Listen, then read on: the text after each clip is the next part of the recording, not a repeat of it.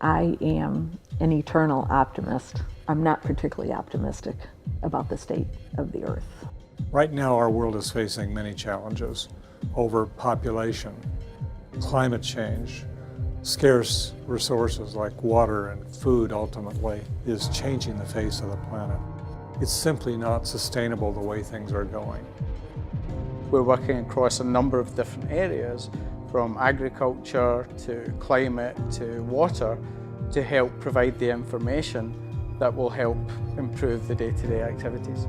What fascinates me about maps is that you could be virtually in any place on this earth and understand the reality of that place.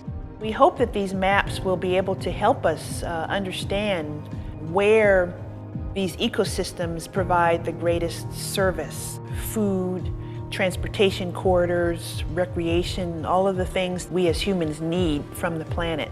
We are monitoring the ocean anywhere in the world, at the surface and also below the water. This is our common resource. We're looking for fishing behaviour where it shouldn't be, and what we're able to do is pick that information up by satellite and get a global picture of all these movements of vessels. Today, 8,000 animals are followed every month. And over the past 30 years, more than 100,000 animals have been followed. Humpback whales, for example, that are being tagged to see where they feed and where they breed.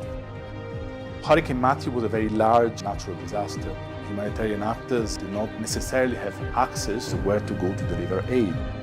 We are able to provide imagery from our archives of how was the situation before the hurricane, during the hurricane and after, to help the rescue teams to know where do we have big destructions. GEO is organizing the world's Earth science and Earth observation community. Increasing the awareness of countries to understand that the Earth observation data actually is openly accessible and freely available. We provide them a vision and capability that a human being cannot realize by himself. It's allowing us to, in a collaborative environment, leverage this kind of information for real action.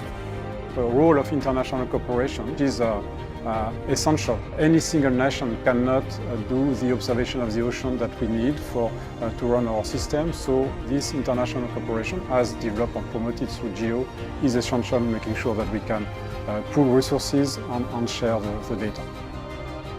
We could get people and governments to see that actions in one part of the Earth are in fact having an impact on the entire Earth. And being an eternal optimist, I would like to think that people will be responsible.